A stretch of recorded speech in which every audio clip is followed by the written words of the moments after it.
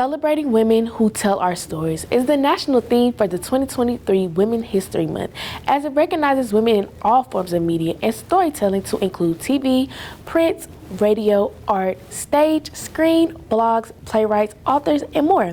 WJAB-TV celebrates our own as we celebrate women who tell our stories, the Alabama A&M University edition. Here is Danita Jones with her story.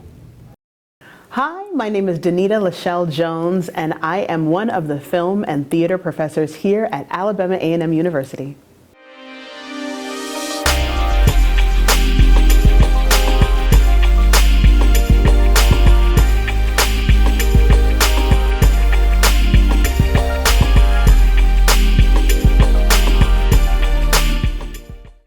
Well, I am from and was born and raised in Huntsville, Alabama, and I actually got started in theater when I was 5 years old. Actually, if I was really kind of pigeonholed, I would say that I started writing first. At about 3 or 4, I loved telling stories, and the first time I learned how to write, the first thing I was writing out was a story. And then, but I was that kid that in preschool, when they would have theater and drama shows, I was the kid that was crying in the center of the stage, no matter how well I did it at home. And so my parents, who were both teachers at the Academy for Academics and Arts here in Huntsville, Alabama, because I think they were a little fearful of putting me at another school, so I went to the school where they taught, and I had a chance to just encounter this amazing woman, Deborah Fleischman, who allowed me to be able to learn how to move past stage fright, and that's how I got started in theater. Graduated from Fisk University with a theater degree, and from there I wanted to learn how to tell better stories the right way of people whose stories don't get told, women of color, Black people here in the United States. And so I went on to get my Master of Fine Arts in script writing and screenwriting and story development from Full Sail University. The biggest factor in success, I think that's funny because I'm still, striving for what I consider success is, at least in my field. I think that I'm still on the journey to success. But I think one of the most important things about that journey is finding a team or a tribe of people that can travel with you. And so the biggest thing that I think is that the journey to finding who those people are and the seats that they are supposed to sit in, because regardless of what people tell you, there's no way you can do this on your own.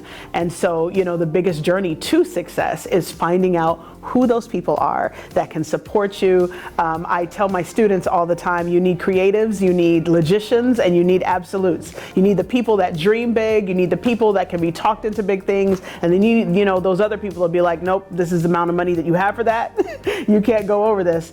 And if you can find those types of people that can support you, that can tell you no, that can tell you you need to try again, or can cheer you on when you actually succeed at what it is you're trying to do, that's the best way to help on the journey to success. My leadership style is a lot like my parenting style, I think. I kind of want to make sure that any student that I'm mentoring knows that I am invested in what it is they want to do.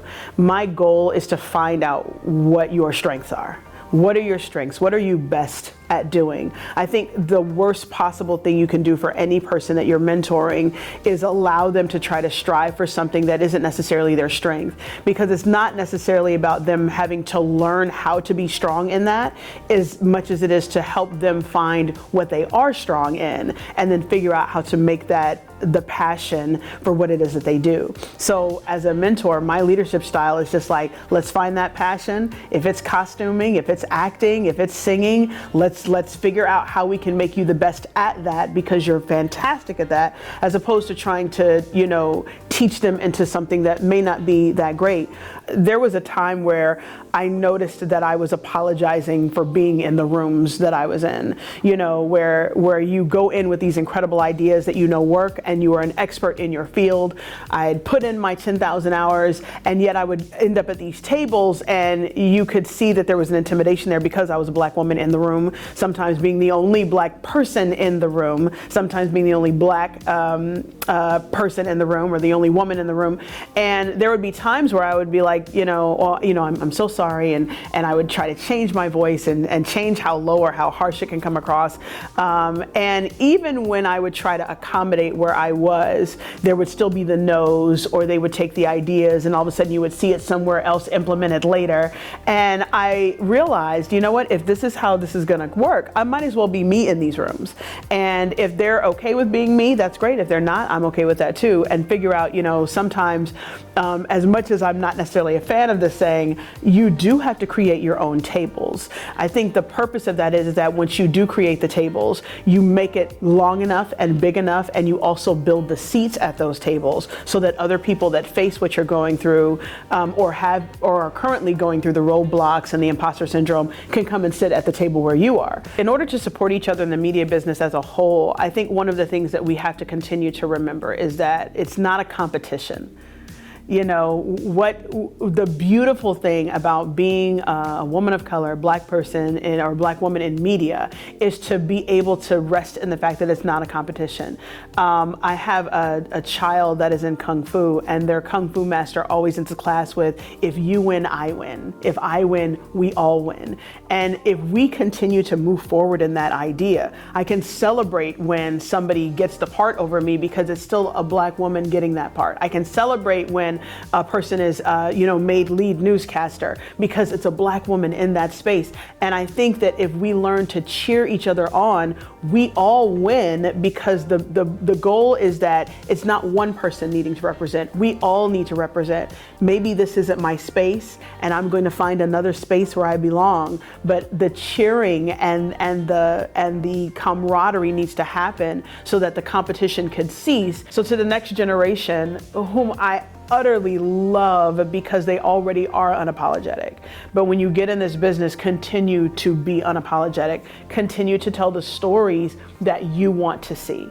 Continue to champion the people that you want to see. I have students a lot of times to say, well, we don't want to see any more films of trauma, or we don't want to see any more plays that have to do with slavery, or we don't have, and I say, you know what, that's fine. So then you write them. You create them. You are responsible for creating the kind of stories in film and theater, to create the kind of theater houses that are Black owned or are owned by people of color. You are responsible for creating those, because if not you, then who? It's a quote by my mother that I live by, and it says, she used to tell me all the time, you can never return someone's time. So when they give you their time, appreciate it and acknowledge it, and then use it in the best way you possibly can. And so I cannot ever return a person's time, but I always want to make sure that whenever they are in my presence, that when they leave from there, they are absolutely glad that I did not waste it, that we used it to the best of our ability, that we got that little check mark, used our time wisely on the back of our report cards of life. And that is something that I live by every single day.